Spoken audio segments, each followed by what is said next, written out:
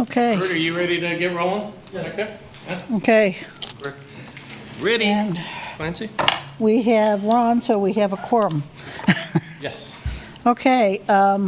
This is the February 5th meeting of the Aviation Advisory Board, and I will call the meeting to order. Scott, would you like to start off? Yes. Good evening, everyone. My name is Scott Wagner. I'm the Lawrence Airport Manager, and welcome to the February 5th meeting of the Aviation Advisory Board. I just have a few housekeeping items for this hybrid meeting. City staff and aviation board members will be in person at City Hall. Virtual participation is allowed for any participant, including staff and the public. Live public comment can be made in person or at City Hall or virtually using the Zoom link. The meeting is being recorded and broadcast on the city's YouTube channel and cable channel 25. If you're on Zoom, please remember to mute yourself during the meeting when you're not speaking. The chat function for the public meeting is disabled and all the chats are going directly to staff. When the chair calls for in-person public comment, individuals should indicate if they wish to speak, and staff will direct you to the podium. Individuals participating via Zoom should use the raise hand function to indicate that they wish to speak. Please state your name before speaking, and comments will be limited to 3 minutes. The city reserves the right to mute people or turn individual videos off to minimize distractions during the meeting. Now I'll turn the meeting back over to our board chair, Clancy Maloney. Thank you, Scott. We do have a quorum, even though it doesn't look like it up here. Ron Renz is attending by Zoom, and I believe Sarah Thompson will be checking in shortly. So we have a quorum, and I would like a motion to accept the minutes from the December 4th meeting or any corrections that anybody has before we do that. Carrie? Jim? I move that we accept the minutes as written. Okay. I second. Okay. Ron, are you in favor? Yes, I'm in favor. Okay. Everybody else? Motion carries. All right. And public comment at this time. Scott, the only question I had was prior to the meeting, I met with Richard, and he had the comment that, or a question about on the operation standards, which I can give to you in writing if that would help, and pass it along, and then you can respond to him if you like. It has to do with if someone builds a private hangar on the airport and wants their own fuel facility, how would that be managed in terms of EPA, city oversight, whatever? So, and I don't know the answer to that, so. We're still in the comment collection stage of all of our minimum standards. Are you having a tough time hearing back there? This is a weird room for the audience to hear in. It's awful. You might want to move closer. Unless sometimes you have the looped hearing aids on, the audio in this room is awful. Yeah. Okay. Seems like there's an echo. There is an echo when you're in the audience, yeah. Okay. Sorry about that. It's a weird room. All right, other than that, any other public comments? Okay, I guess we're ready for an update from Garver on the master plan. Yeah, we've got a couple folks tonight here from Garver.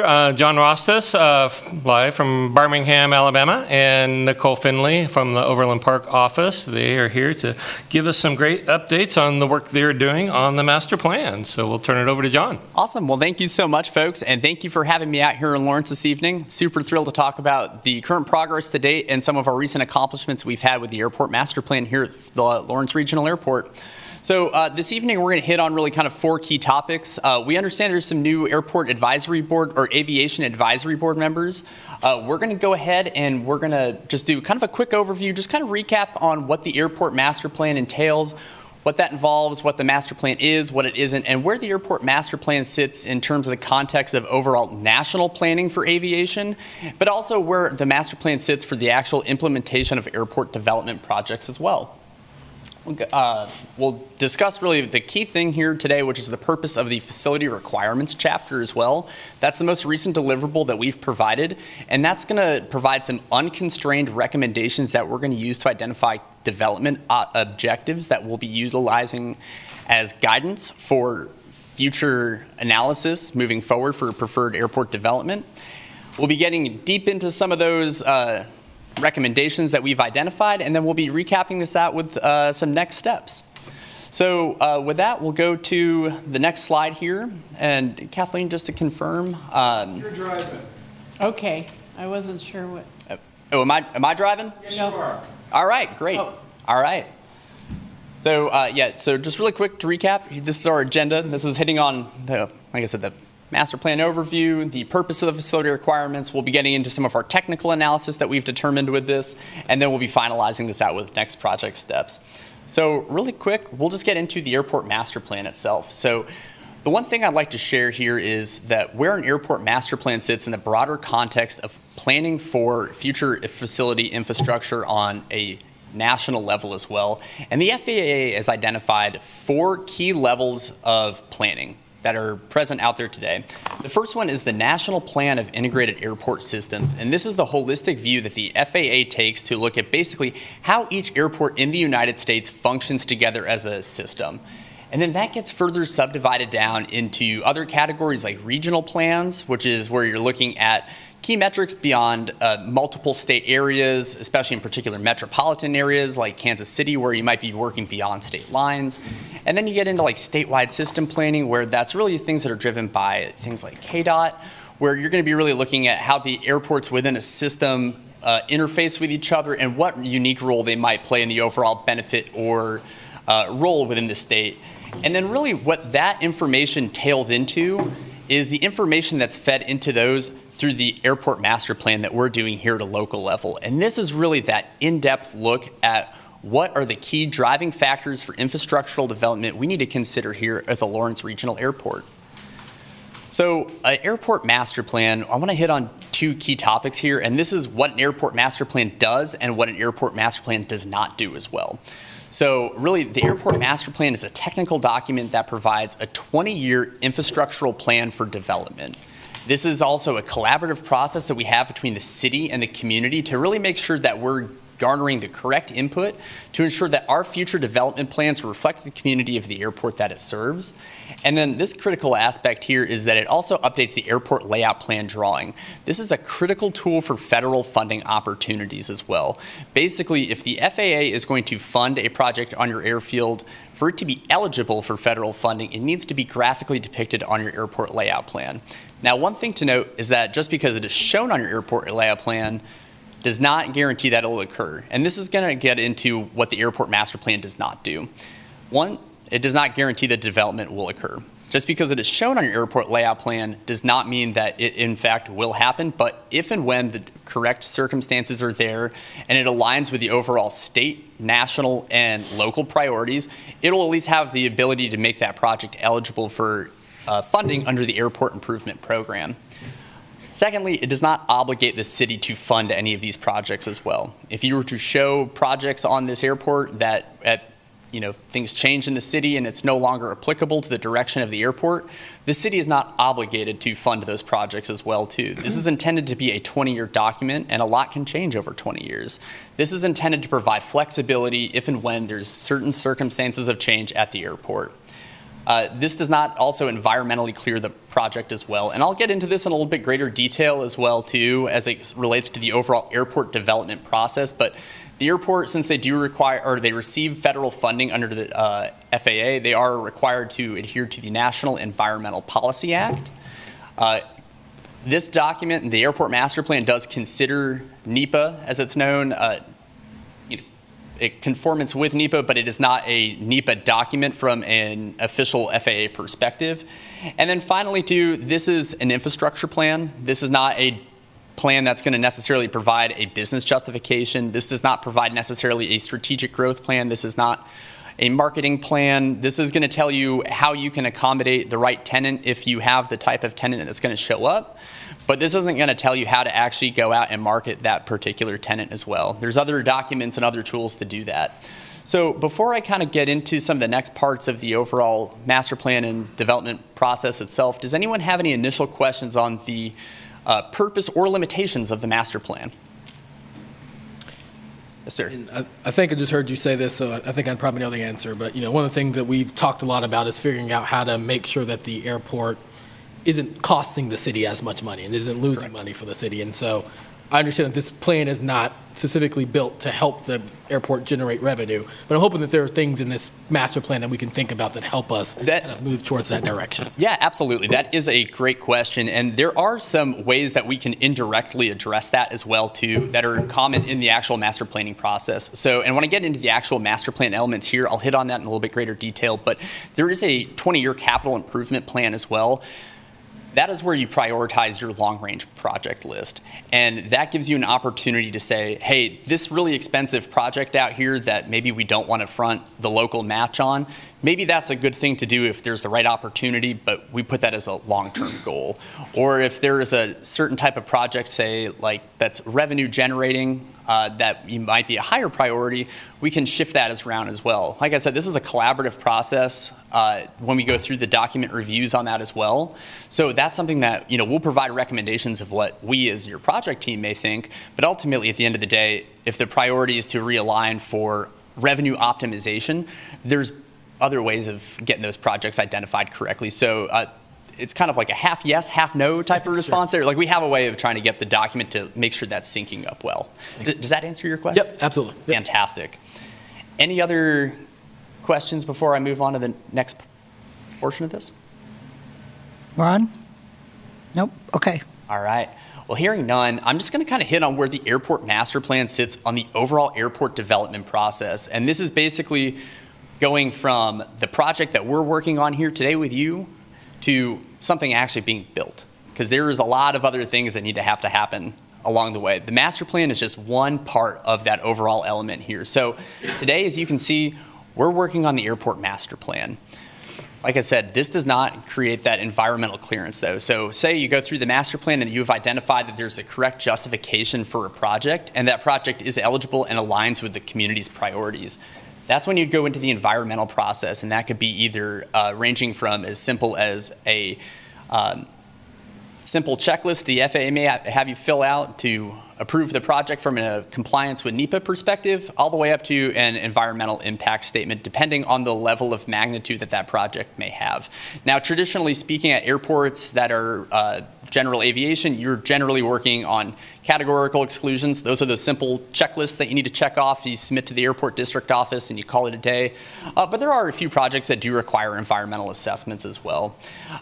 Then you go into the design process that once again is a collaborative process with the overall tenants, the airport users, the community as well, and then finally gets into the construction phase.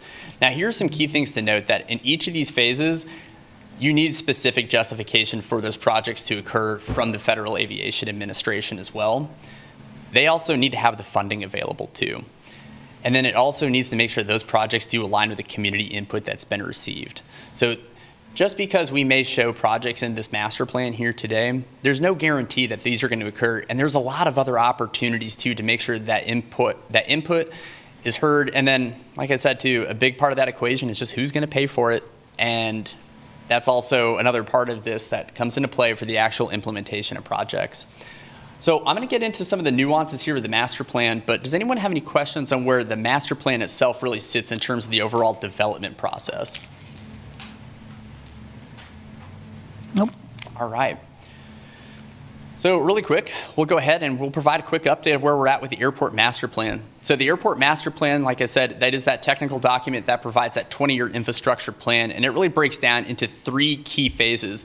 There's your gathering data phase. This is really where we identify what the existing conditions are at the airport, and then we identify what could be the potential growth of the airport as well. That's going to include a 20-year forecast of aeronautical activity that includes identification of total annual operations, based aircraft, and then also what is the current and likely most constricting aircraft on the airfield infrastructure as well. It's called a critical aircraft. So we will look at, hold on here. We'll look at those items here, and that basically helps us identify what the airport has and where the airport has the potential to go. From there, we're going to go into the analyzation phase, which is going to look at a facility requirements chapter that we're here to discuss today. That is going to be really the unconstrained recommendations of what that future development may look like. The chapter that we've submitted here today just provides development objectives, it does not answer the how, why, or should we do it. That does come in subsequent elements here as well. And that's where we'll be getting into the development alternatives. And this is really one of the most collaborative parts of the airport master planning process. This is where we'll create a series of development alternatives that are going to really provide a means to stress test the actual development objectives we've provided here. It's going to really show, all right, we've made this recommendation. Does the surrounding environment actually support the ability of that development to occur? Are the costs associated with that aligned with the overall community expectation for this type of project as well? We create a series of alternatives that really try to figure out the right means and methods of getting that implemented. We come back here, we present that to the Airport Advisory Board. We have a public open house to show the community these options as well. And that really helps us dial in on our preferred layout. And that's where we get into the planning phase here, which is this third category. That's where we develop the capital improvement program, which is that 20-year project list. This helps us correctly identify, based off of the community's expectations, what projects we need to have when, in a short, like a 0 to 5 year time frame, a 5 to 10 year time frame, or a 10+ year time frame as well, to really kind of help prioritize and make sure everything kind of sits well based off of the overall expectations for these projects. This is also happening concurrent. We're also putting that into that graphical depiction on the airport layout plan as well. That key funding tool I talked about earlier, just showing everything that's on that project list and putting it out on a FAA compliant photo, or compliant image at that point. And then finally, we'll close this out with the final memorialization of this entire process through the draft and final reports. So before I get into the next part of this here, does anyone have any questions on the airport master plan process itself? Or what are some of the kind of key objectives within each of these phases? Fantastic. One thing I would like to just talk about really quick too is the overall project progress right now. Just talk about some of the dates of the milestones that we've submitted out. So we submitted out the inventory back in June 2024, and then we submitted out the forecast chapter back in August of 2024. The FAA is required to approve two elements of your airport master plan, and that is the forecast, and that is your airport layout plan. We received our forecast approval on January 17th. There was some pushback initially on the existing identification of a critical aircraft that we did not feel was going to serve in the best interest of the city. So we worked with the airport district office to ensure that we were able to achieve an outcome that at least reflected the accurate existing condition of the airfield today. So as a result, that forecast approval was completed here just on the 17th, and on the 20th, we submitted the facility requirements chapter. That facility requirements chapter is really dependent on the approval of that forecast as well. So you really can't discuss much until that forecast has been approved and signed off by the FAA, so that has now been taken care of. So we're really able to kind of get back into gear with this overall project progress. And we'll talk about some of the next steps and where we're looking at from a scheduling perspective at the tail end of this. Any questions on project progress or deliverable submittals at this point?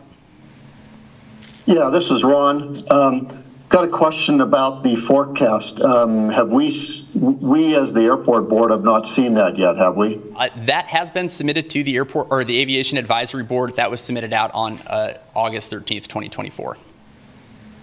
And then Okay. chapter. Yeah, I've not seen that, Scott. Can you send that to me, please? The forecast document, it's, Yeah, that was back in June, right? Yeah, so we directly emailed out inventory on June 18th, and then I directly emailed out the forecast of aviation demand on August 13th. Yeah, I'll get it to you again, Ron, if you haven't seen it. Yeah, that was before I was on the board, so I haven't seen that yet. Yeah, absolutely. And Ron, if you have a chance to review that and you have any specific questions too that you'd like to address, obviously feel free to reach out to me. As long as you add Scott onto any correspondence out, I'm happy to discuss that with you at a later time as well.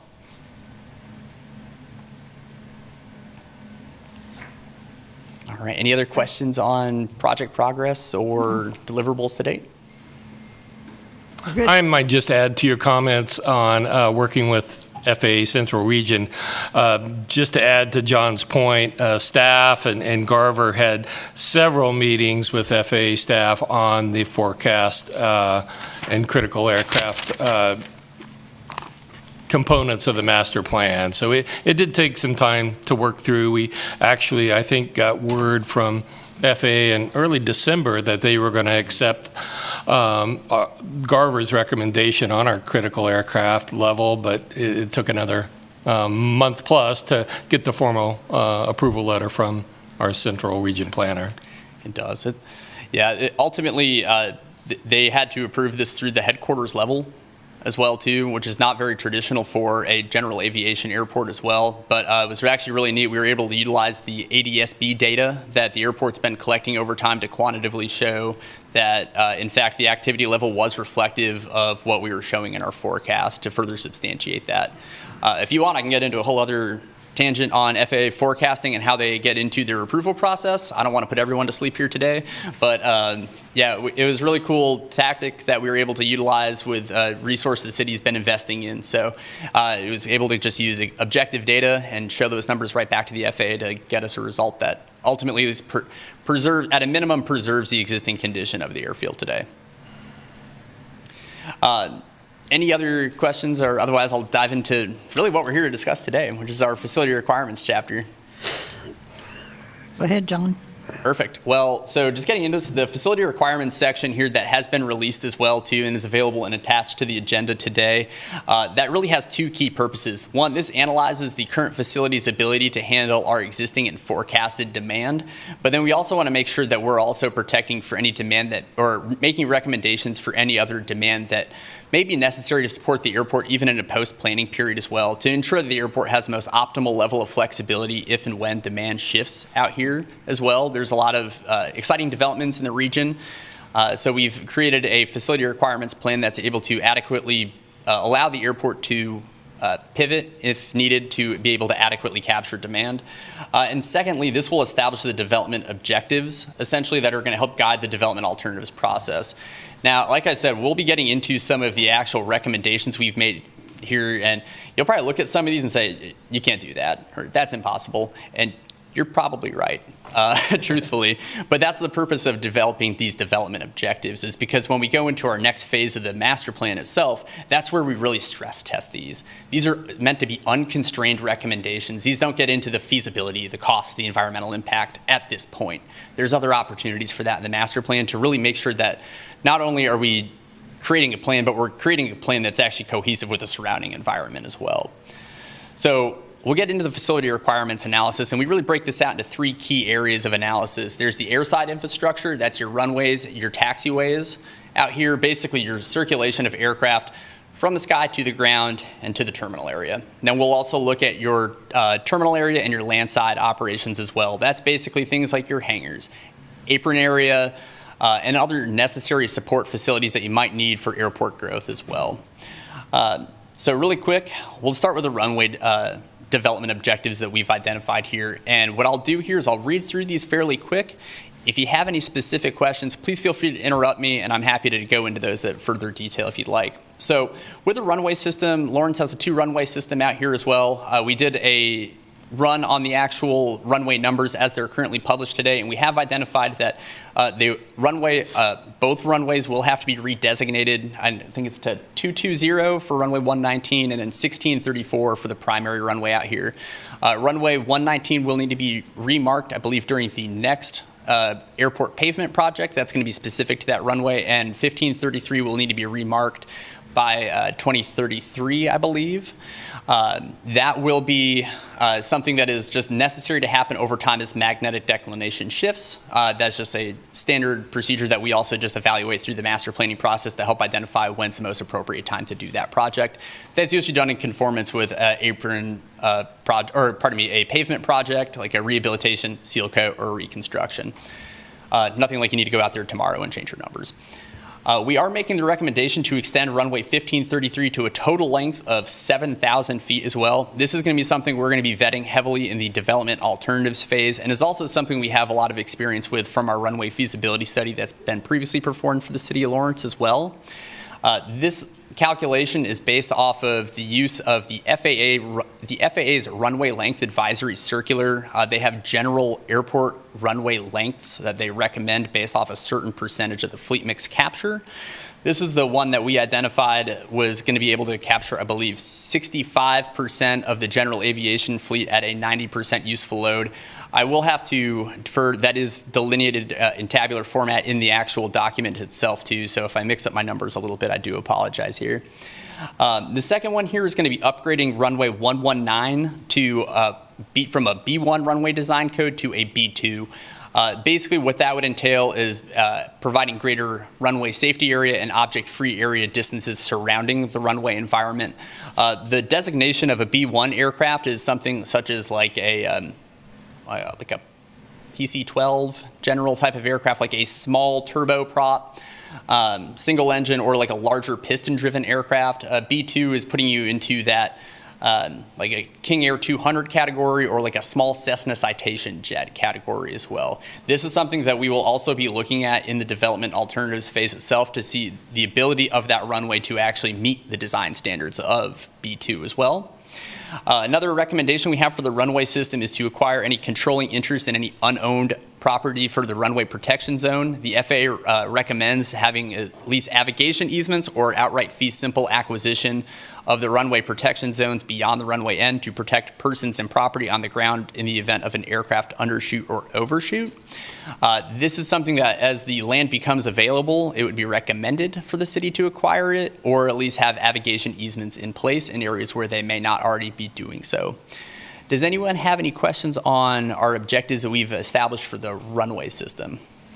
What's the current classification for 1533? Is that a B2 right now? It's a C2 right now. Okay. Yep. So our FAA forecast approval letter has it listed as an existing C2 and a future C2 as well. So no change in the runway design code within the 20-year planning period. Well, your slide doesn't say that because you're saying C3 for 1533. Oh, yeah, sorry. Now that is for the post-planning period as well too. So there is one thing to kind of note here as well. And I do apologize. I skipped over that one bullet point there, and that is actually a pretty big one to discuss. So basically what that would entail is ensuring that it meets adequate runway centerline to separation setbacks, which it already does, ensuring that the runway safety areas, object-free areas, obstacle-free zones surrounding the airport, or pardon me, runway 1533 are able to accommodate that C3 category. That would be like larger regional jets or like 737 aircraft. This is similar to what we've already analyzed in the runway feasibility study previously as well. We do not view, barring any significant change in existing use of the airport or forecasted use, that the C3 would be necessary immediately unless there were any other demand justification that were to become present. We wanted to ensure that the airport has that evaluation at least in place to consider that if and when that were to shift. But based off of using standard FAA forecasting methodologies, the numbers still hit firmly in the C2 category for that 20-year planning period. Yeah, and the other question I had, this is Ron again, the other question I had, if we go from B1 to B2 on runway 119, you indicated that's for like a King Air 200 class airplane. To me, that says we got to lengthen that runway, and yet you're not saying anything about that. So we actually did analyze the runway length for runway 119 as well too. For turboprop aircraft for B2 types of aircraft as well, we did find that the runway length is generally pretty suitable for that as well too. That is something that we did analyze through that as well and is delineated in the report provided. Anybody else? Okay. I just have a quick question. Yeah. So all the forecasting that's in this chapter, it's all based on C2 requirements, not C3. So for the facility requirements chapter that we're discussing? Airside and landside, yeah. Correct, yeah. So one, landside won't necessarily be too much of an impact on the C3 front. Really, the greatest change on the C3 front out here is truthfully in the taxiway dimensions out there. Unless the airport were to go to a C3 for aircraft greater than 155,000 pounds, which would be like a 737-800 or greater, which you would unlikely be hitting at that point. Beyond that, the airport really does meet most C3 standards already. C2 to C3 under 155,000 pounds isn't really much of a difference. We'll hit on that a little bit more in the taxiway system, where we look at the actual taxiway pavements at that point. Thanks. Yeah, no problem. All right, any other questions on the runway system? All right, hearing none, and I would like to point out too, if you have any other comments too, as you review the document as well too, please feel free to reach out to us through Scott or directly to me with Scott included as well too. Like, we gladly accept comments as well too. So if there are additional thoughts or anything like that, we always are open to any additional recommendations or thoughts as well too. So this isn't like the only opportunity to share this with us today. Just one quick question as I was kind of thinking about what you were saying. So is there any reason why potentially, like with the World Cup coming up, we would need to be or would want to be a C3 as we're trying to figure out how to bring in more traffic for that or anything like that? Or So that is not something we would explicitly state within the master plan itself. Right now, most of the ability of the airfield to accommodate the type of traffic that would likely come here with the World Cup would likely be accommodated by the airport today, unless you're looking at larger, like 737, 717 type of aircraft. Those would not realistically be able to operate in and out of here today. One thing to note with that too is that within the time frame that you have with the World Cup coming up, the level of activity that would really create the threshold of justification from an FAA perspective, that one singular event probably would not, from an FAA perspective at least, would not likely shift that or be able to expedite that type of project. okay. All right, any other questions? All right.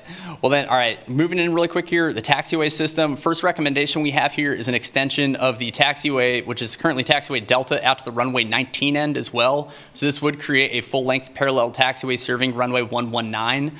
We are making a recommendation to update the taxiway fillets. That's basically the part around the edges of the taxiway where the aircraft nose wheel will kind of move in the general proximity of. The FAA updated their design standards for that a couple years back. It's just recommended as the pavements get rehabilitated to update to those standards. It's one of those things, when it was built correctly.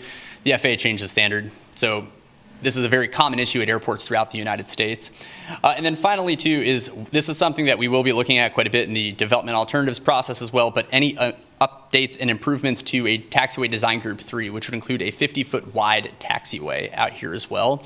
That is something we'll be looking at in the development alternatives itself to see what the feasibility and the ability of the airfield is to accommodate that. That is something we have looked at also in that runway feasibility study. We'll be able to plug some of that information in. We'll also be revetting that information as well too. Any questions specific on the taxiway system? Will any of those changes require like a run-up area at either of the big runways? No, we do not have a recommendation for a run-up area in here. If that is something you're interested in discussing further or would like a recommendation for, I would gladly discuss that with you further though for other drafts of the report. Okay. And then for any of the runway changes, will there be a requirement of runway lighting changes as well? That's actually going to be something we'll get into here on the next slide, which is airfield lighting and marking as well here too. Okay. So really the changes that we've actually recommended on a summary level really do not materially affect the overall existing lighting and infrastructure that's out there today. A lot of this is really based upon replacement of existing airfield infrastructure at the end of its useful life, including the medium intensity runway edge lights on runway 1533 and runway 119, replacement of airfield signage. We do have the recommendation that the markings on runway 119 would need to be repainted. That would likely be in conformance with the next pavement project out there. We do have the recommendation to remove the non-standard runway holding position marking that is on the runway 19 end right now, the runway 19 end right there. We do have the recommendation to install taxiway edge lighting along taxiway Delta, and then just to replace any chipped and faded taxiway markings where applicable. There's really no earth-shattering one in here in terms of a major deviation between what's the existing condition out there today versus what would be out there in the future as well. These are really more so maintenance and repair, with the exception of the installation of the taxiway edge lighting along taxiway Delta. We view that as a project that would just enhance the overall visibility in that surface as well. Any questions on the airfield lighting or marking components?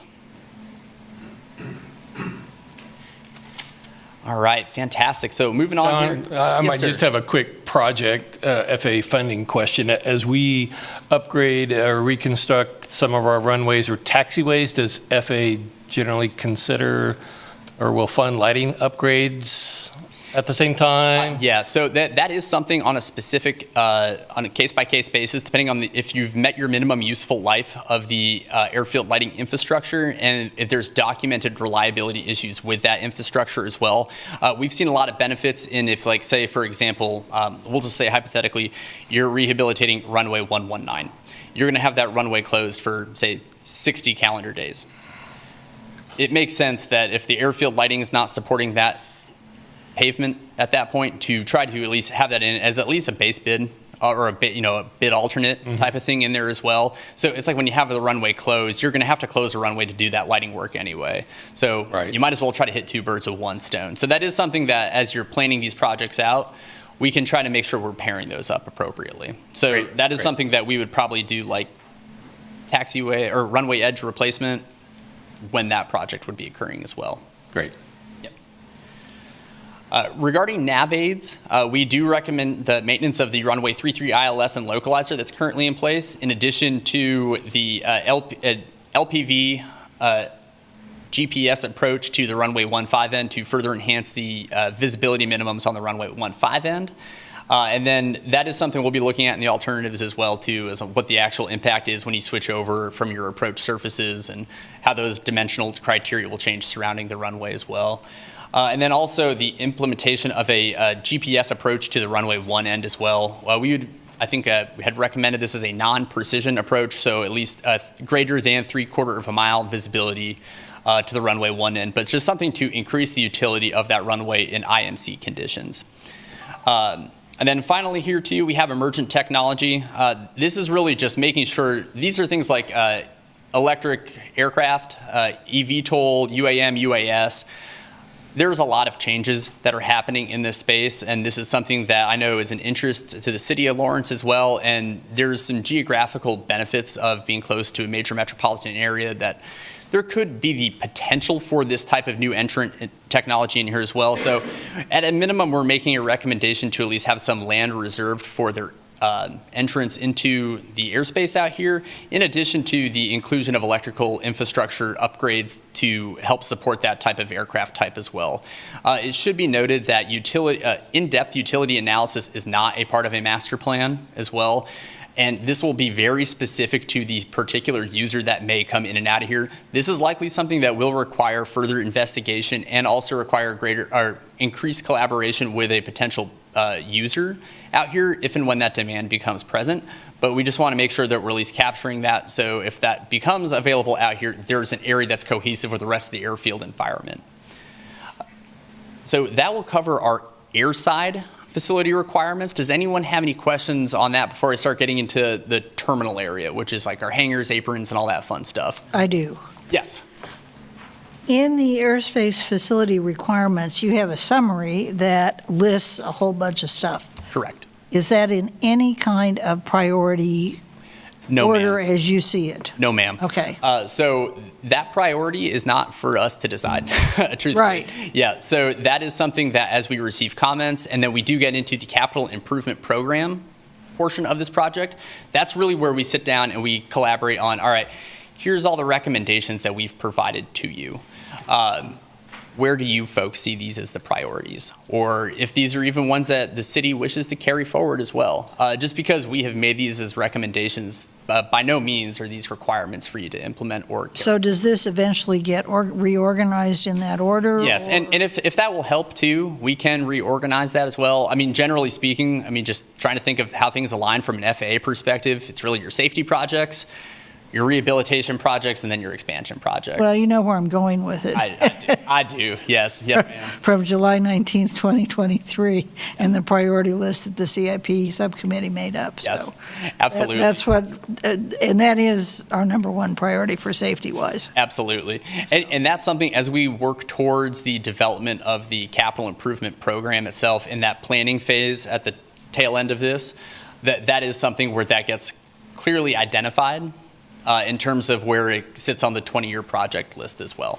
Yeah, the only other comment I have on that is when we did do the capital improvements priority list in 2023, we were unaware of the whole heliport consideration. And that at some point needs to be discussed and figured out where it goes into the priority listing, I think. Absolutely. So, okay. Yep. That is something too that we are making recommendations for as well too, in terms of a better separation for helicopter and fixed wing activity as well. That actually has a lot of synergies with the eVTOL and vertiport concepts as well too. So that is something that a lot of the design standards overlap. So that is going to be a guiding factor in our development alternatives process. Okay. Because I think that's going to be a big deal down the road. Absolutely. Okay. So I guess while we're on the subject, I have a question about the heliport. Yes, sir. I guess, why, we're at an airport, and so why would that be a recommendation? Because airports technically are heliports. Heliport is typically built off-site or away from an airport. So actually, per the FAA's advisory circular definition of it, it's a heliport itself is an area that's actually provides a certified, like a takeoff landing area, the actual like designation of that heliport area. Heliports can be present on an airport environment as well too. So what we would be looking at is making sure that there's things such as like the helicopter protection zone that are actually delineated in. So for helicopter operations, they do have an area that is actually meeting that 8-to-1 approach to departure surface out there as well too. So traditionally speaking, when you have helicopter operations at an airport, not to say this is the reality of it at like 99.999% of airports in the United States, but from that perspective, you're looking at using the runway environment as the safe transition of the helicopter from the ground to the sky at that point, and then hover taxiing to their parking position. Now, I think we all know that's not the reality at virtually any airport. The heliport itself actually provides the correct dimensional criteria and approach surface criteria that aligns with helicopter operations, and that can be placed on an airport as well too. Yeah, I understand it can be, but is there any requirement for an airport to have that? There's no requirement for them to have it. At that point, from a, I guess, a operational perspective, you'd probably need to require they just use the runway for arrival and departure procedures at that point, which defeats the purpose of a helicopter. But that's just my personal opinion on that last part there. Yeah, I think we're just trying to make sure that we've covered all the bases for the 20-year plan. That's all. In case the opportunity arises to have more VTOLs or you get 900 more helicopters. Yeah, absolutely. And like I said here too, I know the chapter is called Facility Requirements. There's no, at the end of the day, no requirement that these need to be implemented as well too. Okay. Just a quick question, just curious. Yeah. Go ahead. Yeah, this is Ron. I think that was Chad who was asking about the heliport, and I think I like where he's going.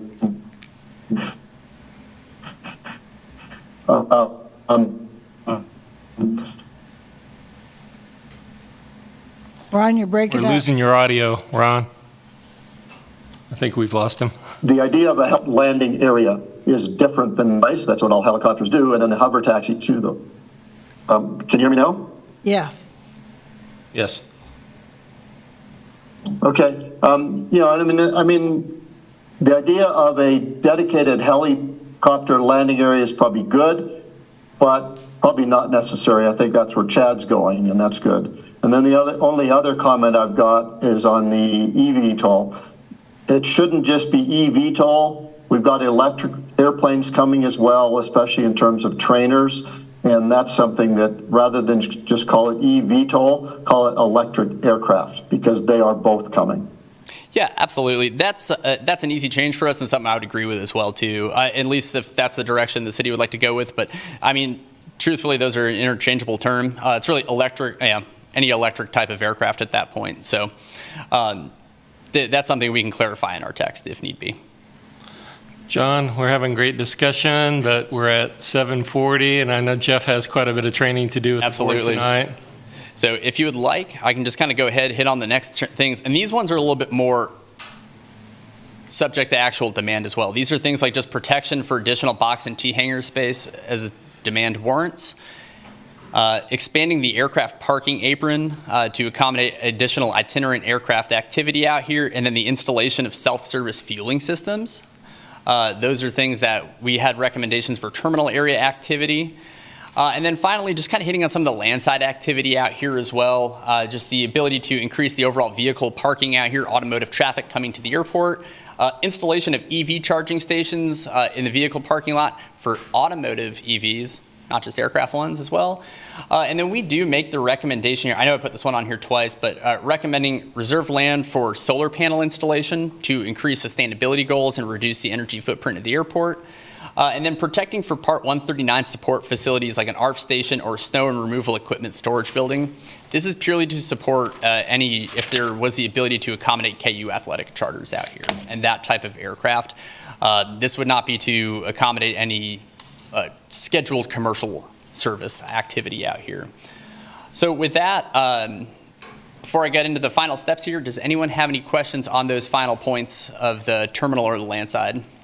Carrie, Jim, Ron? Okay, we're good.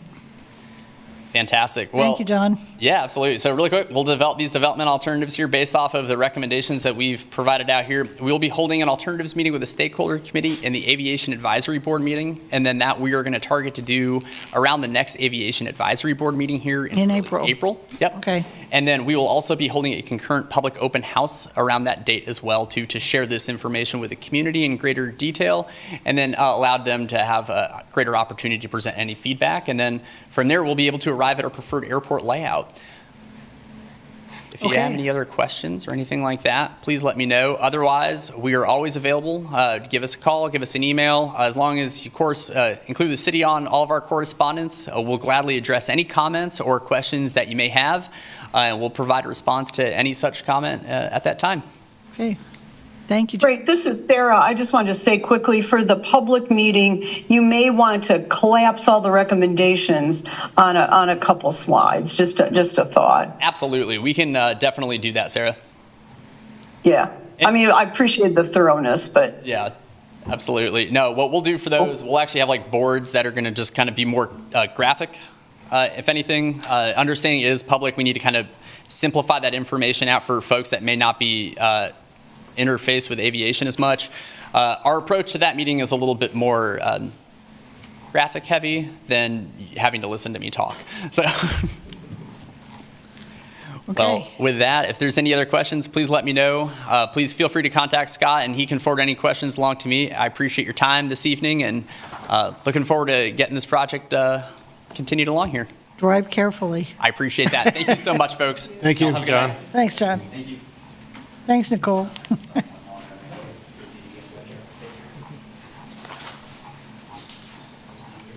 Okay, I guess, Jeff, you're finally up. Yeah, so Clancy and the board, I know you've seen Jeff Coleman virtually a couple times in the last year plus, but we have him live in person at City Hall, fresh from Centennial, Colorado tonight. So Melissa and I received 2.5 days of training with the Aviation Management Consulting Group out in Renton last fall with the General Aviation Conference. We thought it was great training and we should bring some of it to the board, but we know you don't want to sit here for 2.5 days. So Jeff is going to give us a shortened version tonight. So welcome, Jeff Coleman. Thank you, Scott. Thank you, Chair, board members. Appreciate the opportunity to come back to my hometown in person versus just virtually. And as Scott mentioned, I have taken the class that Melissa and Scott took in Renton and that we've been doing for 28 years and really brought it down to a manageable 60 to 90 minutes. We'll see how much questions we have. But, this is a workshop. This is not just a presentation, so I do encourage you to ask questions. Keep in mind that the content today is really industry best practice focused. It's not specific to Lawrence Airport. That's where I do encourage you to maybe ask specific questions that might be relevant to your airport. Certainly there's going to be pieces of it that are going to touch on things that are currently happening at the airport, including the minimum standards review and update that we've been assisting on as well. My presentation up and I loaded? think you can run it from the podium. Is that correct, Kurt? What presentation are you talking Under item 2? Right here? Yeah. And Sarah, I have a copy for you that we can exchange whenever we can get together. Same for you, Ron. Click on it, Jeff. It's not up yet. Who's clicking on it? Kurt, Do you have it? can I Jeff? will, but there's nothing to click on yet. Yeah, I mean, I'm going to confused with what you're asking me to do. Can you launch the PowerPoint for the PDF?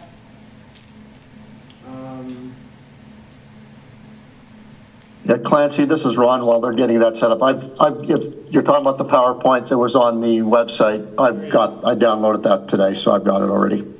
Okay. Hold on, here you go. All right, now, Jeff, you're driving the presentation. Thank you, sir. Right, thank you very much, appreciate it. So again, I'm Jeff Coleman, so I'll skip that. We're going to hit on 4 major areas. We're going to talk about strategic airport business plans. We're going to talk about primary management compliance documents as an introduction, really what they are, what they do, and the role that they have. Then we're going to hit into airport sponsor assurances. These are these assurances that you make to the FAA each time they provide you money through the airport improvement program. It's important for you to understand those because these are obligations that the city makes to the FAA in receipt of those monies. And then we're going to dig down a little deeper into primary management compliance documents and talk about each of the documents that typically fall under that bundle in that name.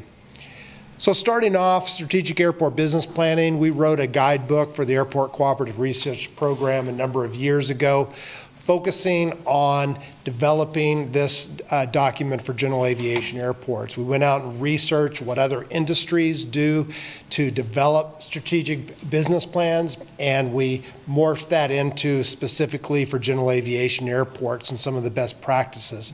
And I'm going to touch again at the high level on those today. There's a lot of great quotes about planning. One of my favorites is this bottom one here, because it really talks about what a strategic airport business plan is designed to do. And what that's designed to do is trying to bring what the future you want to have occur and bringing that forward so that you can start making decisions and plans to actually bring that future into reality. And that's really what the planning process is all about. One of the things you'll hear our team talk about a lot is process. Process, process, process.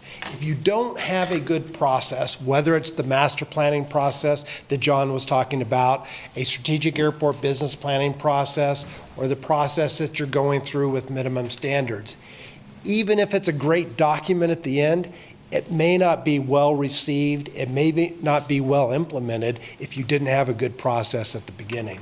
And so you'll hear me talk about process several times, both in business planning as well as primary management compliance documents.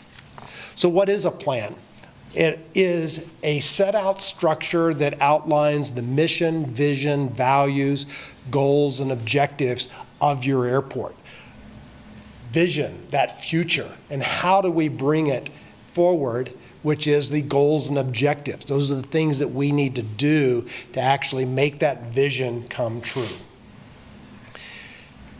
For those that are pilots, and I know we have quite a few in the room and several on the podium, I always like to connect this back to a flight plan, because strategic planning is much like putting together your flight plan. What do you have to know the very first thing before you do your flight plan? Where am I? My departure airport, right? That's the first key, because you can't really plan your route unless you know where you are. That's the same thing with business planning and even master planning. You have to know, where is the airport today? In master planning, they call that the inventory section, right? But sometimes it's not only knowing where you are, but sometimes how did we get here? Right? Because we don't want to repeat the mistakes of the past, but we do want to repeat the successes of the past. So I look at sometimes where we are and how we got there. What's the next thing we need in a flight plan? We need our destination, right? Our point B. That's the future. That's the vision. Where do we want to be? The last part, and it's not the only part, but it is how are we going to get there, right? In a flight plan, that's the route, right? What airway are we going to take? Or GPS heading nowadays, right? Who uses the airways? What altitude are we going to fly at? You know, those are the things that we need to figure out when we're flying. Well, in a business plan, we need to figure out the goals and the objectives. That's our route from who we are today, who we want to be tomorrow. And lots of times you've heard, what do we want to be when we grow up? That's the vision of the airport. What are some of the reasons for a strategic plan? Generate more revenue, eliminate some of the capital and operating expenses, secure more funding, and not just from the FAA, there's a lot of other funding sources for airports out there. Rely less on subsidies and create more jobs. Those what we have found are the 5 typical key areas that a strategic business plan and the reasons that airport sponsors move forward with those. There's another really good one, and we're going to dig deeper in this later, but Assurance 24. When you receive money from the FAA, Assurance 24 requires you to be as self-sustainable as possible. Doesn't require you to be self-sustainable, but they require you to work towards that goal. A strategic airport business plan is a great tool to help you. This goes back to, Carrie, your question of revenue and the master plan, right? Master plan typically doesn't get too much into the revenue side, more on the capital expenditure side, but making sure you spend those money appropriately. The strategic plan is going to help you implement that master plan, help you identify good revenue opportunities. Where do we want to focus not only our pocketbook, but our time, right? Because there's only a limited amount of time you have as an advisory board, Scott and Melissa has as a management team to implement the ideas out of the business plan. But this is another good reason to have a strategic airport business plan. The value is as a planning tool, much like a master plan, which is also a planning tool. This does it through articulating what your mission and vision and values are. Gives you parameters for checking progress. Those are your KPIs that you are going to measure success of implementation. And it provides basis for making adjustments. You probably have seen, if you've ever been involved in a planning process, this circular path of plan, do, check, act. That is much of what we do as pilots, right? We just don't take off, put in our destination into our GPS and just let the plane fly, right? We're always checking where we are, our fuel, the weather, right? If weather is in our path, then we may need to go 10 degrees right. Same with the business planning implementation. It's not always a straight line to your destination. There may be COVID that hits, right? There may be a World Cup that's coming. There are things that are going to pop up on your radar that you may need to make adjustments from your original plan. And that's that circular path of plan, do, check, act. The value as a management tool. As the city adopts a strategic airport business plan for the airport, it gives Scott and Melissa clear direction of where they should be focusing their effort. And so it helps everyone maintain focus on the end goal. Plus, when Scott and Melissa are bringing recommendations back not only to the Airport Advisory Board, but also to the City Council, then it also allows them to say, we're making this request to fulfill this vision, this goal, this objective. Again, gives everyone very clear focus on where they need to go and some of that decision making that they need to make. It's also a communication tool. It provides for engagement. Much like the master planning process, you want to engage with your stakeholders as you're developing your mission, vision, goals, and objectives. Increases awareness about the airport, hopefully building support for the airport, and also fostering transparency. So what are the elements of a strategic plan? I've already said a few of them. It's the mission statement. I sort of boil that down to it's the reason that you exist. It's your core competencies. I sort of even boil that down more. Who you are, what you do, and who you do it for. That's sort of, to me, what the mission statement should be. Your vision statement, we've talked about several times, that's that future. What do you want to be when you grow up? The picture of success. My most favorite vision statement was NASA's original vision statement. Anyone remember what it was? To reach the moon by the end of the decade. Very good. Man on the moon by the end of the decade and safely return back to Earth, right? That was and we call that a SMART vision. Specific, measurable, attainable, realistic, and time-bound. And that was a really good vision statement, and I always bring that up. And you're now only the second person in all my presentations that knew what I was going to say. So congratulations. Right here. The value statements are those statements, those collective beliefs that your organization holds for the airport. It's what they embrace for making decisions. Many times it's people-oriented, it's maybe environmental-oriented. What are those things that you always want to factor into your decision-making process? Goals help us realize the mission and vision. Objectives help us attain the goals that we've set. And then the action plans is typically a tool that the management team uses because it's how they are going to complete each objective. It's usually the who, what, why, when, and how of doing these tasks. There are 3 phases, and again, this goes back to process. There are 3 phases: preparation, development, and implementation. The preparation is really everything done up to before you really dig in. And it's making sure that you get everyone on the same page. Management team, staff are all shaking their head in the right direction. This is something we want to do. The Airport Advisory Board is all saying, yes, we're on board, let's do this. The city, is it city commission or council? Commission. I want to make sure I get the right, I said council earlier. So making sure that we get the city commission also bought in that this is what we want to do, because if any team member or group of the team member hasn't bought in, hasn't been educated on the values, the reasons for a plan, then again, it's going to fail. So you got to have a good process. The very first step in that process is getting everyone on board. Then we're going to dig in. Remember I talked about knowing who we are, where we are, what we do?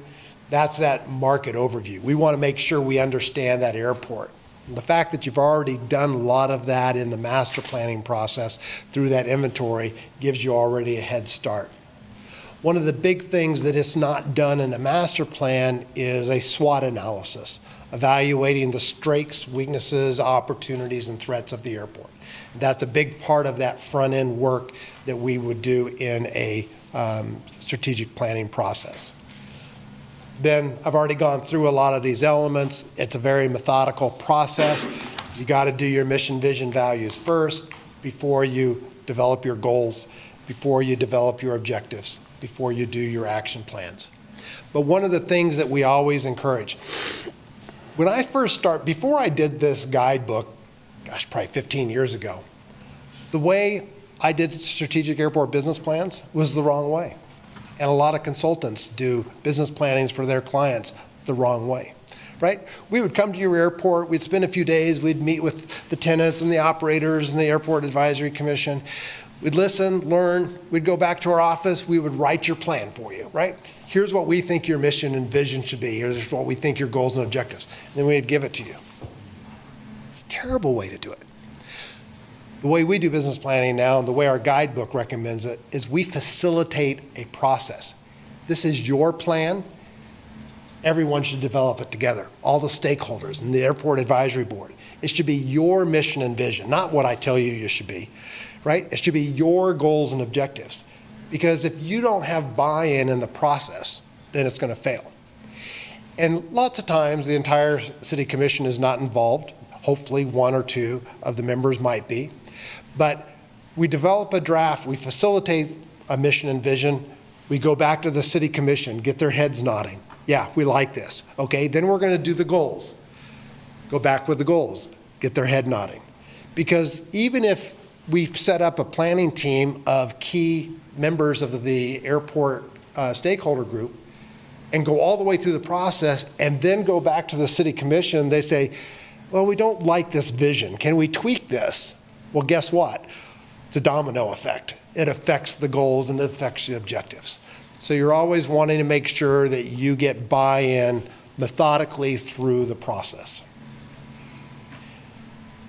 This is the step that most airports forget, implementation, right? They go through all the hard work of developing a strategic plan and then they just don't implement it. It sits in a drawer.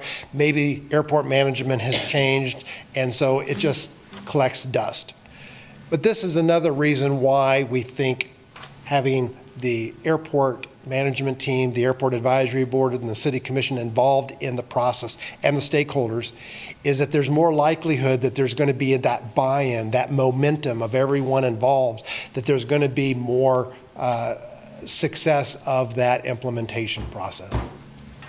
And then I already talked about the plan, do, check, act aspect. You're always looking at your progress, what's working, what's not, make changes so that you can be successful in implementing the plan. John was talking about a master plan is typically a 20-year plan. A strategic plan, I sort of look at that vision as 10 years, that you want to look at 10 years out. The goals are typically about 5 years out. They can be shorter, but no more than 5. And the objectives are typically 1 to 2 year time frames to completing the different objectives. So that's just put that in perspective and connecting it back to the master plan. Do your homework, be prepared before you get going. Put in a game plan, communicate, communicate. Get everyone's buy-in, educate, educate, educate, and then manage the process. Or get someone to manage it for you, facilitate the process, because if you don't have a good one, it's not going to be successful. Questions on strategic airport business planning? Sarah, Ron? Okay, you're good. Everyone's ready for I might dinner. just have a quick question, Jeff. Yes, Scott. Do a lot of regional airports, which we are now in your portfolio, have strategic business plans? They typically have pieces. Sometimes you'll ask an airport if they have a strategic airport business plan, and they'll say yes, but what they actually have is a master plan. And a master plan is not a strategic business plan. So since we did this guidebook about 15 years ago, it has really gained a lot of momentum, especially with people going to our workshop that we do once a year. So we're typically working on about 5 to 6 of these a year. Now, and it took a while to get that momentum up, and the smaller airports, regional and even smaller, are seeing value in, because they've been just languishing. They're just doing the same thing over and over again without having that vision, that goal that they all want to achieve together. Great, thank you. So let's get into primary management compliance documents. It's a compendium of policy documents that the airport sponsor adopts to manage their airport and to maintain compliance with the obligations that they make to the FAA, hence primary management compliance documents. When we started this business 27 years ago, we used to call these primary guiding documents. And we had at one of our stakeholder meetings that for our clients, we had tenants that said, well, these are just guiding documents. We don't actually have to follow them, do we? So we got away from that word guidance, and it's more primary management. And that actually sort of interesting discussion. I'll talk about advisory circulars, which aren't always advisory. Sometimes you're obligated to follow those when you receive monies. We're going to talk about each of these documents, rules and regs, minimum standards, leasing, rents and fees policy, and development standards in more detail. But here's the function of each one of them. Rules and regulations is more about the use of the airport, not only by tenants, but also passengers, visitors, employees, anyone on the airport, people, aircraft, vehicles. It's how the airport is used. The fee policy is about the airport sponsor setting and adjusting fees. Minimum standards is focused on engaging in commercial aeronautical activities, not all aeronautical activities, just commercial. A leasing policy is how you as the airport sponsor go about leasing land and improvements, the process for applications, the process for requests for proposals. What processes do you use to lease your land and improvements? The development standards is related, the audience is more of the people developing on your airport, which could be the airport sponsor themselves as well, but what do they want to follow? Airports are very unique animals, right? And so many times building codes, city codes don't really address all of the unique environments of an airport. If any of you live in a planned community, you know these as CC&Rs, covenants, controls, and restrictions, right? And because they want their neighborhood to look a certain way, certain things that you can do. Well, one of the things you don't want is an apple tree on the air side of a runway, right? A fruit-bearing tree creates FOD, right? You don't want a basketball goal within the protected areas or antennas within the Part 77 airspace. You know, some of these are controlled by regulations, but you also want to have certain things controlled at the airport level through development standards. And they address, you know, fill, they address drainage, they address types of payments that may be required, airside access, landside access, all of those things that a developer decision points are going to have to go through. And then a rents policy about setting and adjusting rents. Why do we have these kind of documents? Well, they're designed to contribute to the financial health of the airport. That's going to be your rents and fees policies. They're going to facilitate orderly development. That's your development standards. They're going to promote the provision of quality aeronautical products, services, and facilities, your minimum standards. They're going to protect the health, safety, interest, and general welfare of the public and users of your airport. That's your rules and regulations.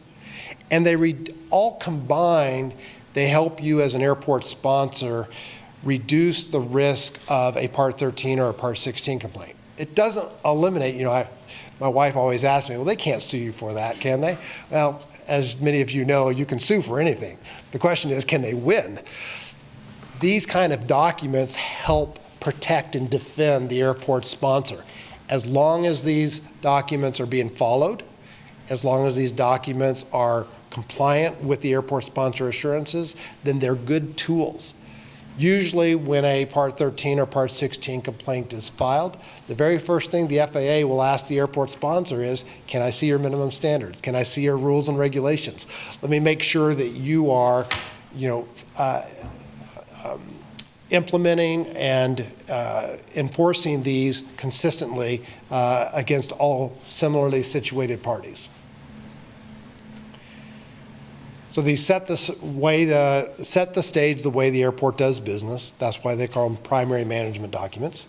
They play an important role in the operation management development of the airport. And they all sort of are interrelated. They have all separate functions, but you can see that a leasing policy and minimum standards they touch, because usually someone engaged in an aeronautical activity is going to lease land. Someone that's going to lease land is likely going to develop something on the airport. And they're going to use the airport, so there's rules and regulations. So while they all have independent functions, they do all are interrelated. We're going to talk about the airport sponsor assurances here in just a minute, but these are important that we are consistent with FAA guidance, consistent with local, state, and federal laws, but you don't want to repeat them in your documents. As soon as you restate a regulation in your rules, guess what? It's now your regulation, and now you're responsible for enforcing that. It's certainly okay to say that you must, for vehicles, you must adhere to state regulations regarding vehicle licensing and insuring and things like that. That doesn't put the responsibility on you to enforce that. That leaves it with the state. So you can point out to other laws and regulations. We call them legal requirements in a bundle. So you want to be consistent but not duplicative. So let's talk about airport sponsor assurances. How many have read the airport sponsor assurances as applicable to Lawrence. And Scott hopefully raised his hand, but I encourage each of you to do it as well. In your advisory role, it's still important for you to understand, because a lot of your recommendations to the City Commission, you want to make sure that your recommendation is consistent with the obligations that the city has to the FAA. There are currently 39 airport sponsor assurances. These will be modified because of the 2024 FAA Reauthorization Act that has yet to be implemented. The FAA has to go through a process to make changes to the assurances, to make changes to regulations based upon congressional action. So that 39 will likely change. But today there are 39. If you go, just put in Google, FAA Airport Sponsor Assurances, it's going to be the very first link, I'll guarantee you. And you click on that, you go to the most current one, which is May of 2022. And those are going to be the 39 airport sponsor assurances. And whenever the city signs an airport improvement program grant from the FAA, those assurances are attached and you become obligated to maintain compliance. Lots of times different grants make you required to comply to different of the 39, but I'll guarantee you over the years that you've accepted money, you're obligated to a majority. There's a few in there that are air carrier, airport specific that don't apply to you, but a majority of them do. What you don't want to do as an airport sponsor is deprive yourself of rights and powers. This is out of Assurance 5. You need to be able to keep control of the airport, the activities that are happening in an airport, the ownership of the land, and eventually the improvements that are developed at the airport need to have a certain control. Now, when you enter into a lease, you give some of that control away in the lease, but there's a reversion of those rights that occur at the end of the lease. You want to make sure that you get those rights back at the end. If for some reason you have relinquished certain rights and powers that the FAA requires you to maintain, then you also have an obligation to retrieve those rights in whatever means you have to. Sometimes that's legal. This is where within each of your lease agreements, it's very important to have what's called a subrogation clause. Subrogation means that all leases are subordinate to your grants with the FAA. So if the FAA says this lease provision is non-compliant with the FAA airport sponsor assurances, it gives you the right as the lessor to go to the lessee and says, we have to make a change to this lease because it's no longer compliant with our obligations to the FAA. So that one clause is really critical in your leases. Assurance 19 basically says that you will maintain your airport in a safe and serviceable condition, making sure that from an aeronautical standpoint that it's safe and serviceable, and meeting the use of the word minimum standards doesn't have to do with the minimum standards we've been talking about. It's the minimum standards of the FAA and the standards that they set, whether that's related to the runway protection zones, the object-free areas, the safety areas. Those are the standards that they are talking about. It's important here, you'll see this word several times in the airport sponsor assurances, the word aeronautical, is that these are focused on the aeronautical activities of the airport sponsor assurances. It's designed to protect the aeronautical activities. Some of the other assurances that we'll talk about of discrimination, of rents and fees, the audience is aeronautical. You do not, one, the FAA has control of whether or not you will allow certain non-aeronautical activities to take place on your airport. They can say no when you ask that permission. The airport layout plan designates where non-aeronautical activities can take place. Only the FAA can allow you to utilize the certain areas of the airport for non-aeronautical activities. Assurance 22, the worst titled assurance out there. It's called economic non-discrimination. But in my class, I always ask the question of airports, may you discriminate? The answer is yes. So non-discrimination makes it seem like you can't discriminate. You may discriminate, you may not unjustly discriminate. So for similarly situated parties, you must treat them similarly, whether that is policy, whether that's rents and fees, there have to be similarly situated. Now, the FAA has a lot of latitude on what similarly situated means. You could have two FBOs that enter into leases at two separate periods of time. Time makes them not similarly situated. And there are rulings through Part 16 complaints that talk in more detail, and we spend about 20 minutes on that during our class, but we don't have time for that.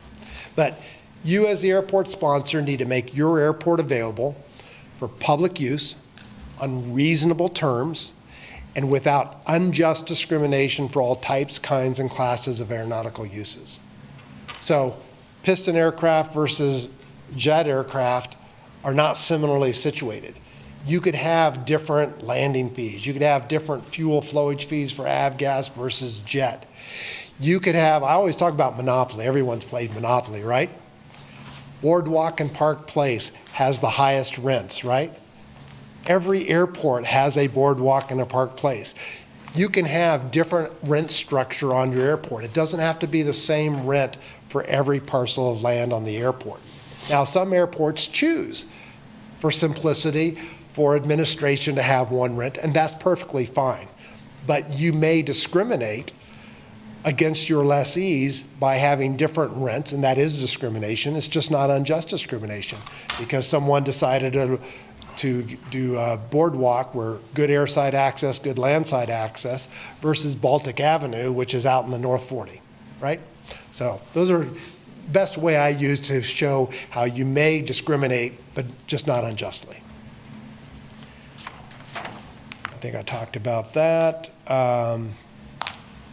And same with commercial aeronautical activities. Again, this is aeronautical focused. It doesn't have anything to do with non-aeronautical. You may unjustly discriminate against non-aeronautical tenants at your airport if the FAA allows you to have non-aeronautical activities. At a commercial service airport, for instance, you may have one car rental company. You may have one restaurant. That's called an exclusive right. But because it's non-aeronautical, it's okay. But the very next one here, exclusive rights, you cannot grant an exclusive right to an aeronautical provider of products, services, or facilities. Now, having just one is not necessarily a grant of an exclusive right. I'll tell you that 93% of general aviation airports have only one FBO or zero. Only 7% of airports in the United States have 2 or more FBOs. So 93% of airports are not in violation of the airport sponsor assurances by only having one. It's not abnormal. But if you contractually give them the right to be the only FBO, then that potentially, there's a lot of gray areas, but that potentially is a grant of an exclusive right.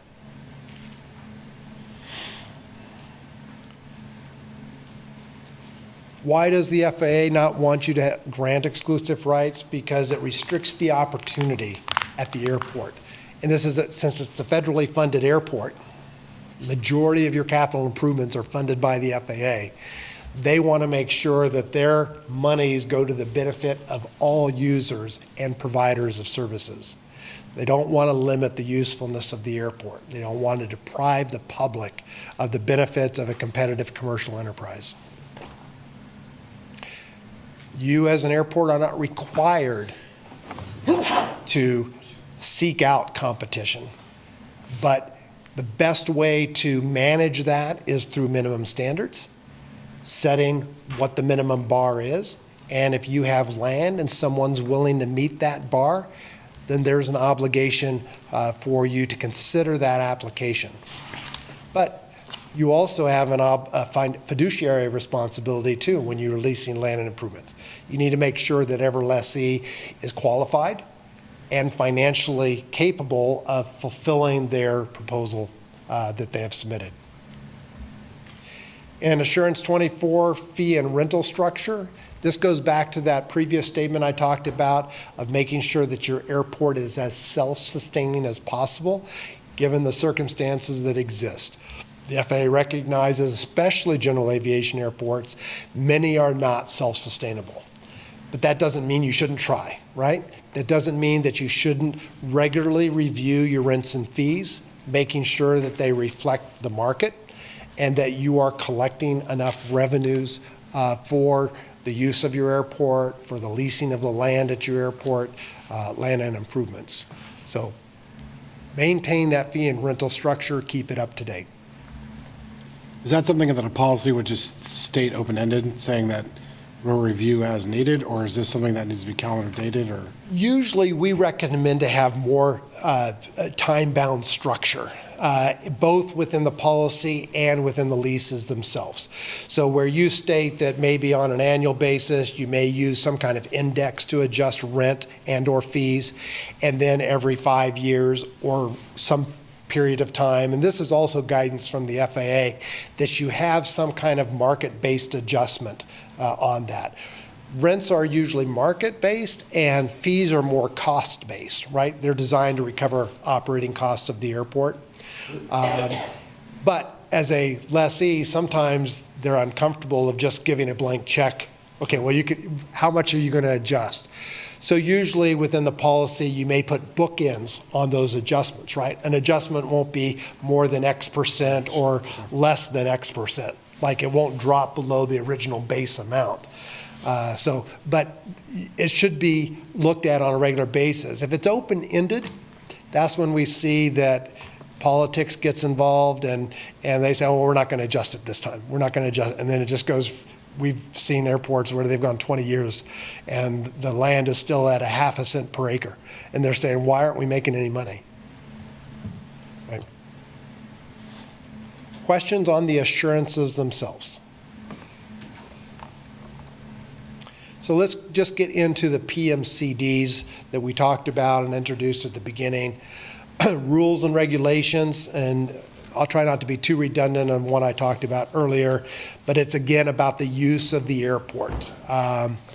We also found that one of the errors of airports is that, remember I talked about how these touch one another?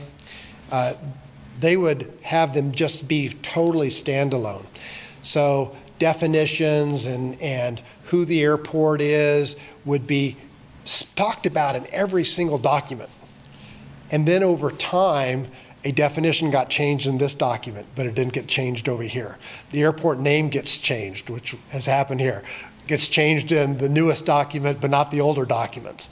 So we always like having in rules and regulations a standalone section that is sort of those common provisions that relate to all the documents. One definition section that the minimum standards is going to point to those definitions and rules and regulations. The leasing policy is going to point to the rules and regulations. It helps keep consistency. We've seen lawsuits lost on that change of definition before. And again, the role and purpose is protect the safety of users of the airport and the community around it. We have seen airports. We've seen our documents that we have developed. We go and get hired by an airport that we never worked with before, but all of a sudden we see, because every consultant has sort of their format, their style, right? We see it, and our documents become public, and we know airports grab them, and they change their names on them.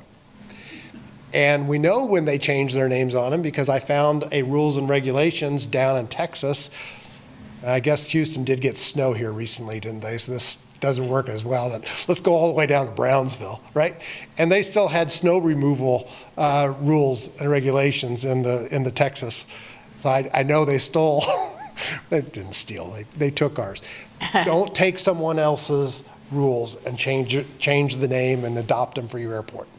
You need to make sure that you emphasize unique aspects of your airport. Where are you, for aircraft rules, where are your run-up areas? What are the hours of high-power engine run-up? How do you go about, some airports have the, where you can click and turn on your runways lights, right?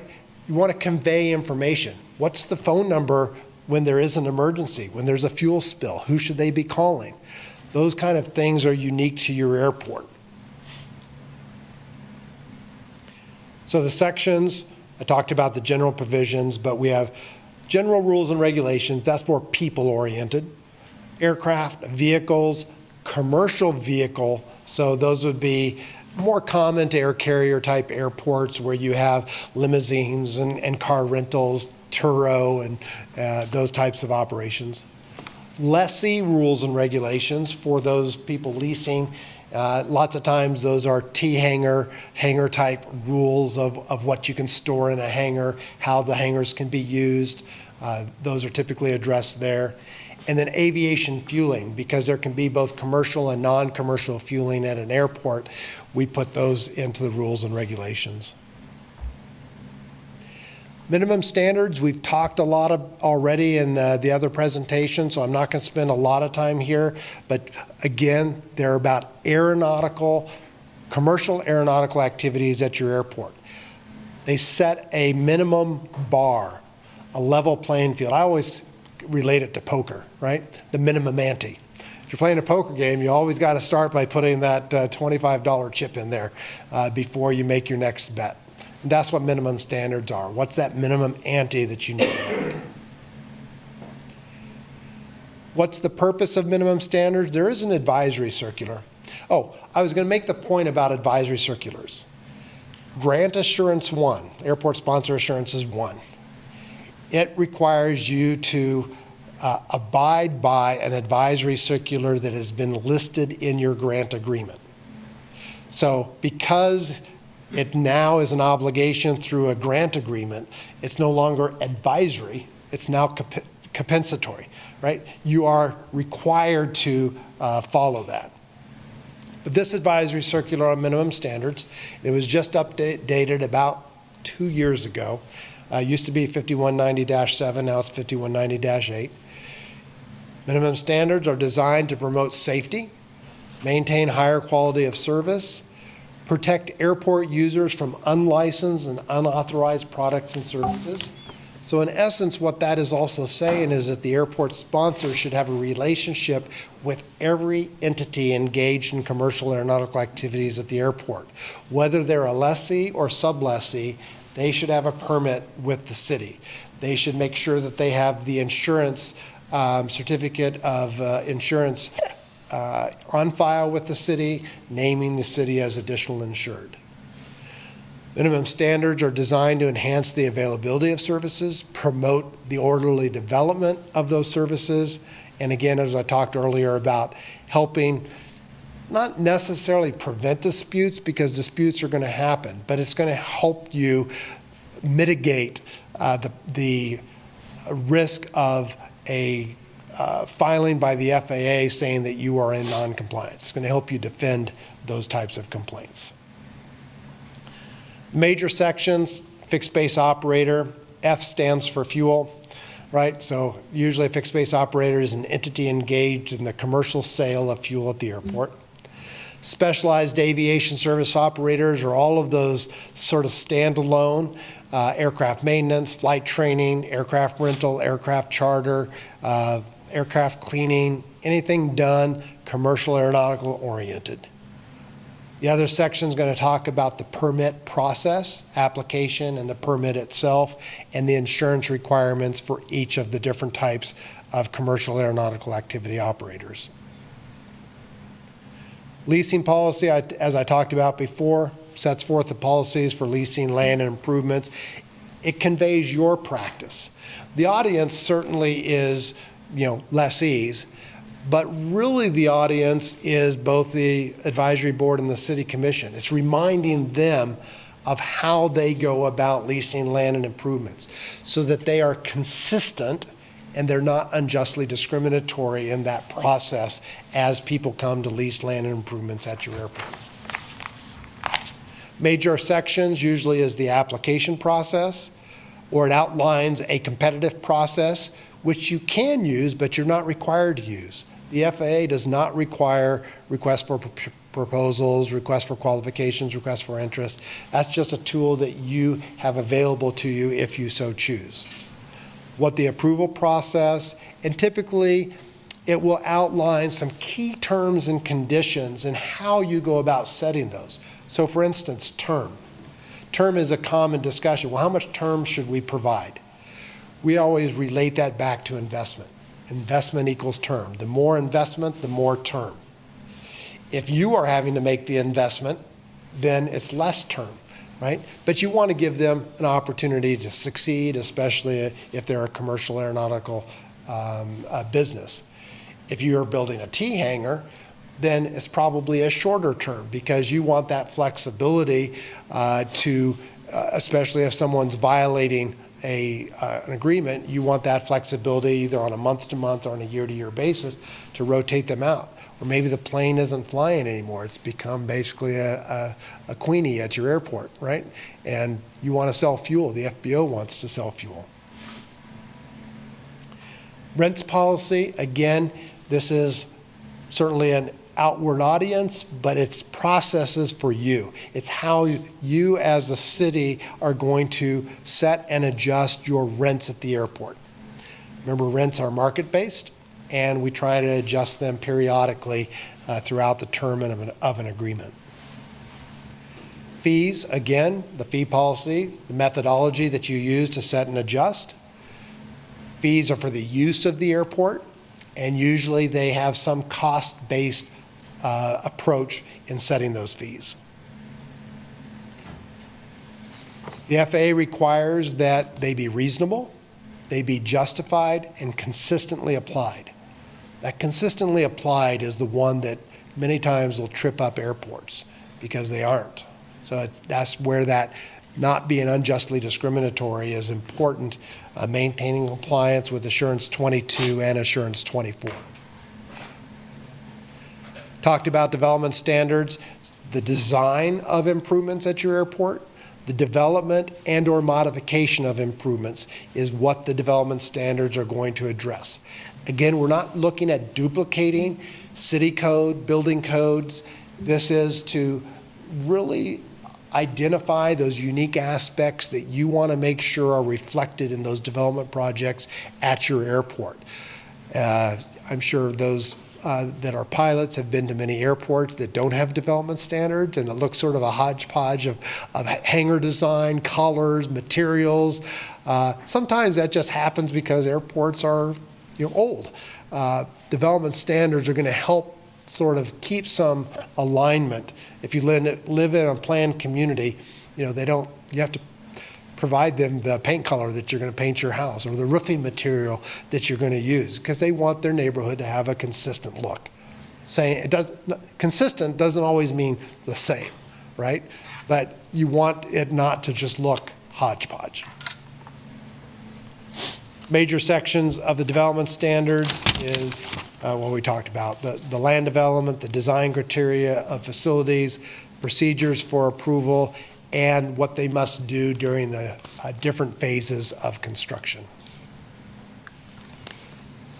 So that's the content. So let me just summarize here real quick. Consistent with airport sponsor assurances. Every recommendation you as an airport advisory board would be making to the city commission, you should be thinking on every one of those decisions. Is this decision compliant with the airport sponsor assurances? We're not making a recommendation to the city that it's going to place them out of compliance, right? So that's where your understanding and knowledge of those airport sponsor assurances are important. And certainly Scott and Melissa should be also guiding you in that process. Process. Doesn't matter what you do. Master planning, business planning, PMC development, make sure that you set out and follow a good process. That goes all the way through the implementation side as well, right? Not just development, but make sure you follow and implement a good process to put these plans in place. One of the things that I always caution airports on is don't put a policy, a rule, a standard in place if you aren't going to enforce it. That's more dangerous. It creates more liability, both from FAA standpoint, from a safety standpoint, from a liability standpoint. It's better not to have the rule if you're not going to enforce it. If you knowingly don't enforce something that you have adopted as the airport sponsor, that places a lot of risk on the airport sponsor. Questions on primary management compliance documents? As John said, call me, email me. I'm happy to answer any follow-up questions, clarify anything. Just copy Scott and or Melissa in those emails so that they can stay in the loop of those discussions. But I actually enjoy talking about these kind of things. As you could tell, John does too on master planning. So yeah. I've been doing this almost all my life, about as long as Ron Renz has known me. Thanks, Jeff. And Lloyd as well. Thank you all. Appreciate it. Thank you. Thank you.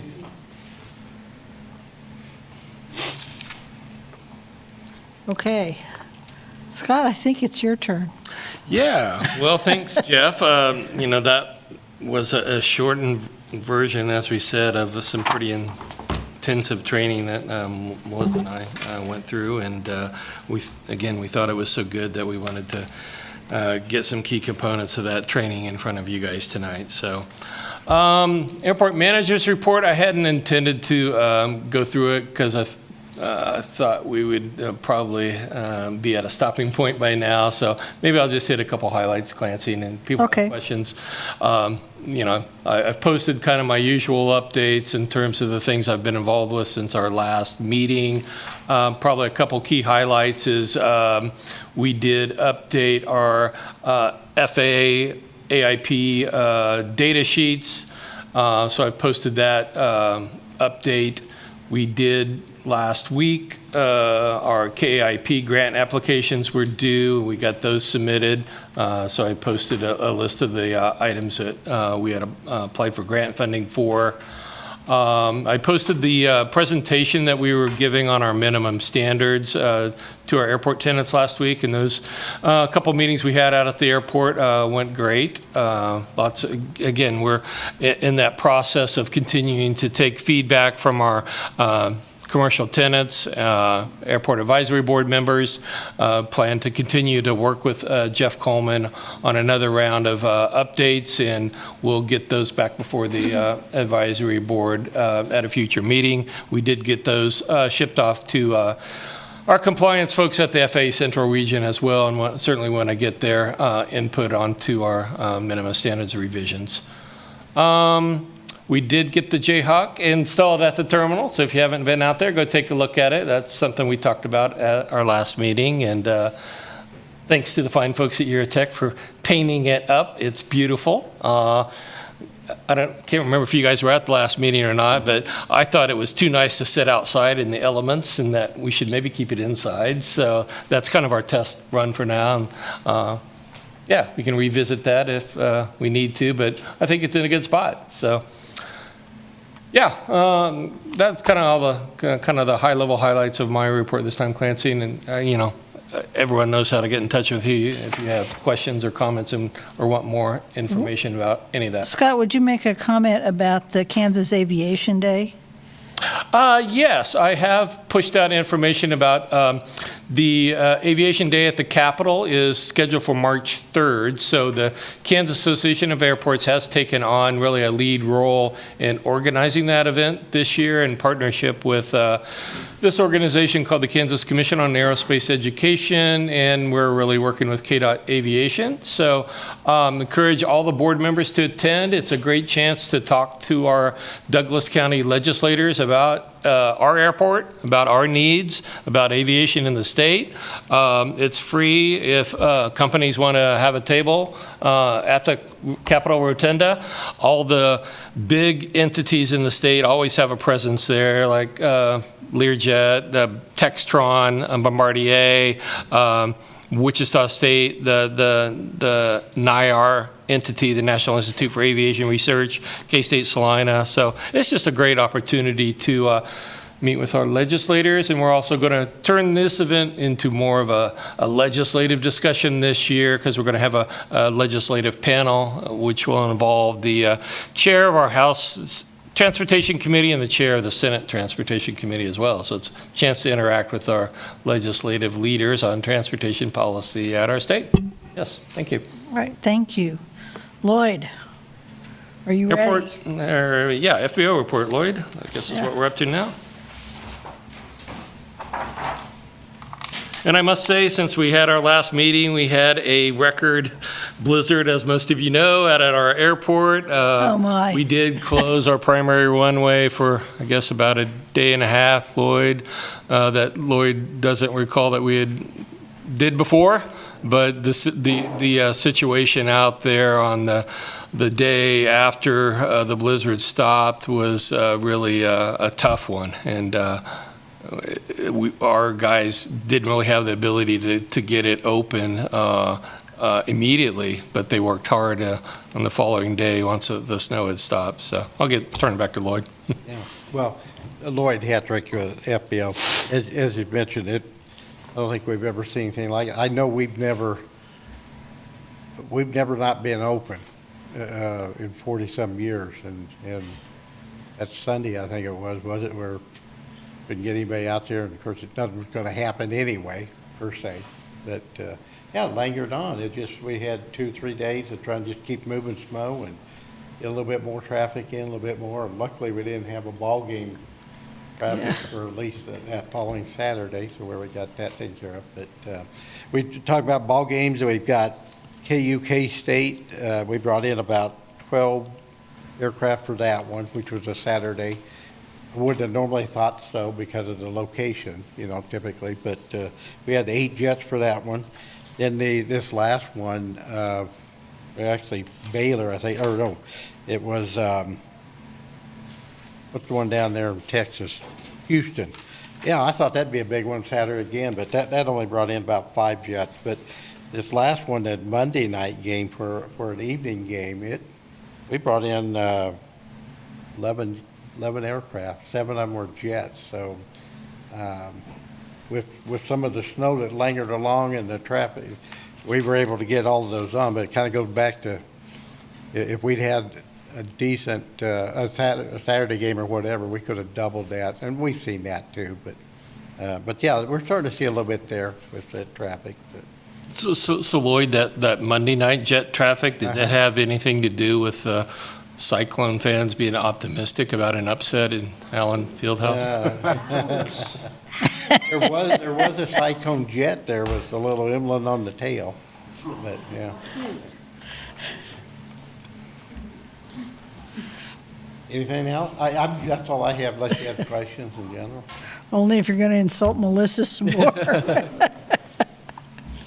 Okay, Thanks, thanks. Lloyd. I have degrees from both institutions. Okay, I guess the only thing that I have right now is our next meeting, and I don't have the date in front of me. It's the first Wednesday in April. And other than that, if there isn't anything else, we can adjourn. Maybe just one other calendar item, Clancy. We did set a date of February 17th at 5 o'clock to begin planning for Aviation Youth Camp this year. I think most everybody in this room has gotten that date, but if anybody wants to help out in planning that event this year, we'll see you at the Terminal Pilots Lounge, 5 o'clock on the 17th. Yeah, I noticed we got plenty of volunteers with airplanes too this year, so that's good. Okay. In that case, I need a motion to adjourn. I motion to adjourn. Okay, Jim and Carrie seconds. I'll second it. Okay, all in favor? Aye. Okay, motion carries with 5 here. We are adjourned until the Thank you, April meeting. everyone.